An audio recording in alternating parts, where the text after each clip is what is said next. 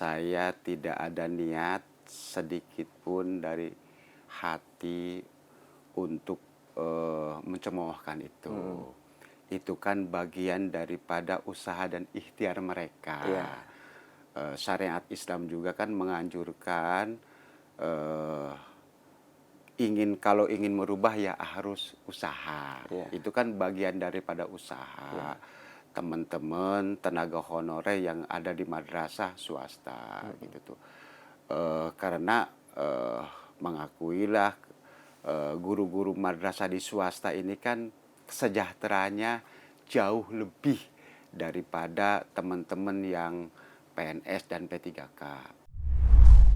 Mudah-mudahan perjuangan dan usaha teman-teman guru honorer yang di swasta ya menghasilkanlah ya, biar kesejahteraannya sama dengan guru-guru P3K dan PNS. Tentunya pemerintah mungkin akan mengatur sesuai dengan regulasi nanti.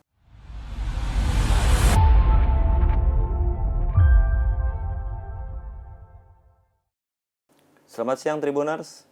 Kembali lagi bersama saya Abdul Rosid, host Tribun Banten. Kali ini dalam program Saksi Kata. Baru-baru ini ribuan guru di beberapa provinsi di Indonesia, termasuk Provinsi Banten, melakukan aksi unjuk rasa di Jakarta. Para guru swasta ini, madrasah swasta ini, menuntut pemerintah agar mereka diangkat menjadi P3K. Tujuannya satu, untuk kesejahteraan para guru itu. Ada sedikit pernyataan dari Kepala Kemenag Kabupaten Pandeglang yang memicu reaksi dari para guru madrasah swasta di Kabupaten Pandeglang. Beliau berujar bahwa aksi perjuangan ataupun aksi demonstrasi yang dilakukan para guru tersebut dinilai merepotkan pemerintah. Beberapa hari setelahnya, beliau melakukan klarifikasi dan permintaan maaf atas pernyataannya. Kali ini, beliau datang ke studio Tribun Banten untuk melakukan klarifikasi dan permintaan maaf kepada para guru madrasah swasta khususnya di Kabupaten Pandeglang. Kita sapa beliau, Kepala Kemenag Kabupaten Pandeglang, Pak Lukmanul Hakim. Selamat siang, Pak. Selamat siang. Assalamualaikum. Alhamdulillah. Alhamdulillah. Pak, soal pernyataan Bapak kemarin yang memicu reaksi dari masa aksi, khususnya guru-guru swasta, madrasah swasta di Provinsi Banten ini, khususnya di Pandeglang, yang dinilai perjuangan mereka merepotkan pemerintah. Dan beberapa waktu lalu kemarin, Pak ya, Bapak mengupload video di akun resmi Kemenag Pandeglang meminta maaf atas pernyataan itu. Nah, apa yang Bapak mau sampaikan kepada para guru ini yang melakukan perjuangan itu, Pak? Oke, siap. Saya tidak ada niat sedikit pun dari hati untuk mencemoohkan itu. Itu kan bagian daripada usaha dan ikhtiar mereka. Iya. Syariat Islam juga kan menganjurkan kalau ingin merubah ya harus usaha. Iya. Itu kan bagian daripada usaha. Teman-teman tenaga honorer yang ada di madrasah swasta gitu tuh. Karena mengakuilah guru-guru madrasah di swasta ini kan kesejahteraannya jauh lebih daripada teman-teman yang PNS dan P3K. Maka mereka melakukan permohonan lah kepada pemerintah agar kesejahteraannya juga disamakan lah, ikut sejahtera, karena sama-sama membangun generasi muda dan pendidikan yang ada di Indonesia. Pak, kalau berdasarkan data dari Kementerian Agama sendiri nih, ada berapa jumlah guru madrasah? Kalau dilihat dari data sekitar kurang lebih 5.000 guru ya. 5.957 guru yang tercatat di data seksi pendidikan madrasah Ya. gitu tuh.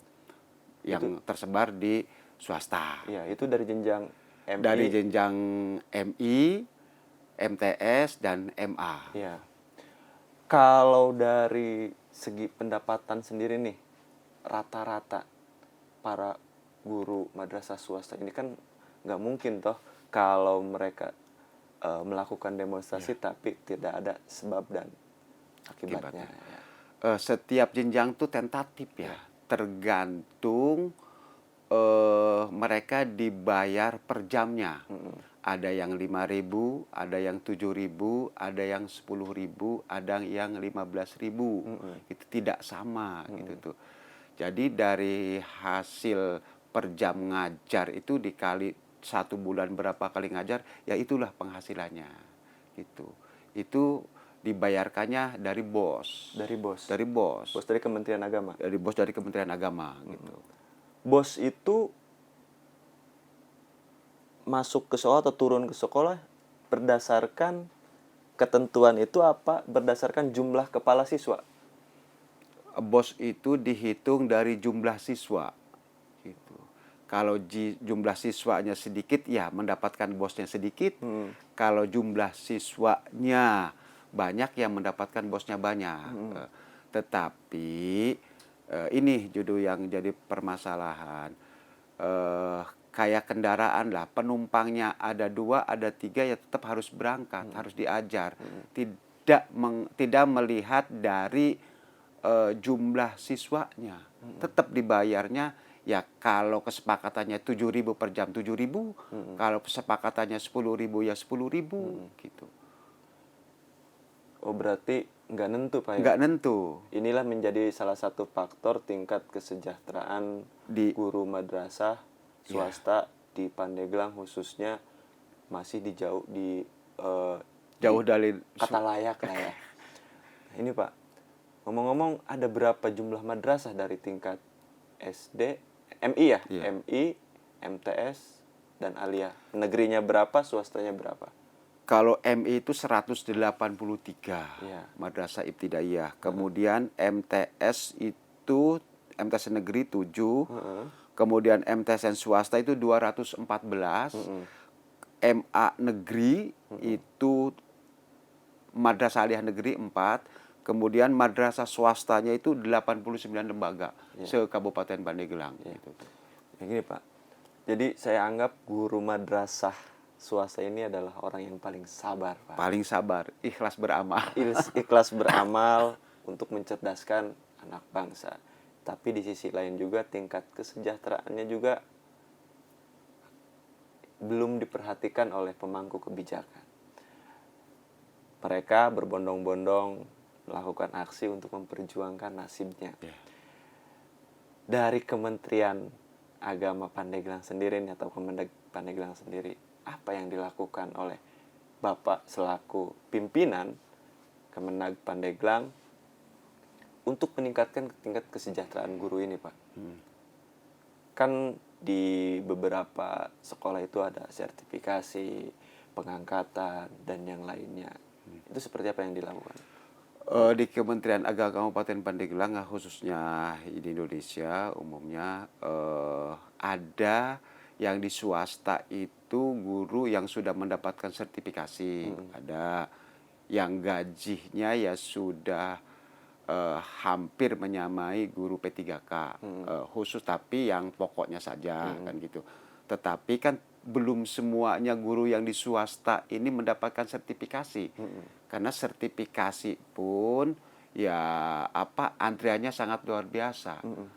Menunggu kuota dan harus mengikuti ujian, harus mengikuti PPG pendidikan, setelah itu ya mendapatkan sertifikat sebagai guru profesional, kemudian kita ajukan dan mendapatkan tambahan lah untuk guru yang mendapatkan sertifikasi itu. Tetapi kan masih banyak juga guru yang di swasta ini yang belum mendapatkan sertifikasi gitu tuh. Kemudian ada tunjangan apa sih dari pemerintah itu 500.000 sebulan, tapi itu juga tidak semua guru mendapatkan, tergantung kuota gitu tuh, kuotanya masing-masing. Kuotanya besar apa kecil tuh Pak? Ya lumayan lah gitu tuh, lumayan gitu. Karena ya kuota tergantung kuota yang dari pusat juga. Kita selaku di daerah hanya menunggu kebijakan dari Kementerian Agama RI gitu tuh. Kalau Kementerian Agama RI memberikan kuota, ya Kemenag Kabupaten Kota mengajukan untuk mendapatkan tambahan itu. Tambahan itu Pak ya. Nah, itu yang akan dilakukan oleh Bapak untuk meningkatkan kesejahteraan. Apa mengajukan anggaran lebih ke Kementerian Agama untuk mensubsidi lagi nih sekolah-sekolah swasta, kan jumlahnya sangat luar biasa, Ya, dan betul.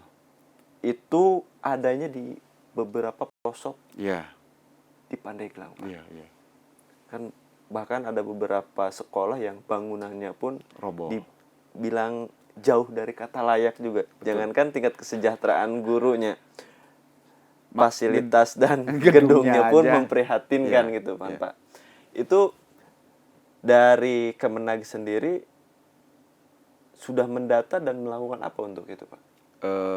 Sudah dilakukan oleh seksi pendidikan madrasah terkait dengan fasilitas itu. Sekarang kan sudah sistemnya online ya, Ya. sudah online. Masing-masing operator untuk mengajukan ke Simsarpras di Kemenag Pusat gitu untuk mendapatkan bantuan-bantuan itu. Kementerian Agama Kabupaten Kota itu ya tidak tahu siapa yang mengajukan dan siapa yang dapat, karena itu langsung dari lembaganya masing-masing. Kalau yang operatornya rajin, sering lihat-lihat berita-berita, mereka yang aktif lah, itu ya bisa mengupload, bisa mengajukan gitu. Tetapi kuotanya juga kan terbatas. Kemudian untuk madrasah-madrasah swasta yang nilainya cukup tinggi, pembangunan gedung itu ya dilakukan satu pintu oleh PUPR gitu. PUPR. Oleh PUPR gitu. Ini Pak, kembali Pak kepada apa yang kita bahas hari ini ya, tingkat kesejahteraan. Nah, ada berapa sekolah swasta yang gulung tikar di bawah Kementerian Agama? Dan bagaimana nasib para gurunya ini nih? Iya. Ya. Kalau berdasarkan surat pengajuan kemarin kurang lebih ada 7 se-Kabupaten Pandeglang. Per tahun. Udah lama lah, terakhir lah. Itu kan bukan per tahun. Iya. Tetapi ya 5 tahun, 6 tahun, 7 tahun, mereka sudah tidak sanggup lagi untuk membiayai sekolahnya. Kemudian guru-gurunya ini dipindahkan ke madrasah yang masih jalan. Masih jalan gitu. Di merger lah. Bukan di merger, artinya gurunya pindah ke sekolah itu gitu. Biar tercatat di data gitu. Di data madrasah A contohnya. Madrasah B-nya kekurangan siswa, bangkrut lah. Ya pindah ke madrasah A gitu tuh. Kalau nasib siswanya sendiri itu Pak yang udah lulus alumni, kan ijazahnya itu seperti apa Pak? Ya ada ijazahnya mah tetap. Masih sah? Masih sah, ada gitu. Ketika mereka mau melanjutkan juga ya masih ada lah. Artinya stempelnya lah. Tapi nanti Kementerian Agama ketika sudah lama gitu kan, ya ada surat keterangan dari Kementerian Agama bahwa sekolah itu mengundurkan diri dan ditutup izin operasionalnya sejak tahun sekian gitu. Gitu Pak. Nah Pak, ngomong-ngomong, ada beberapa program pemerintah pusat ataupun daerah juga untuk meringankan beban para siswa dan meningkatkan kesejahteraan gurunya juga. Yeah. Salah satunya mungkin soal MBG. MBG ya, ya. Nah, MBG ini sudah masuk belum ke sekolah-sekolah madrasah swasta di Pandeglang? Sebagian ada yang sudah masuk, sebagian ada yang Ya. belum. Itu banyak yang belum apa banyak yang sudah? Banyak yang belum. Belum. Banyak Berapa yang persen? Ya sekitar 40%-an lah gitu.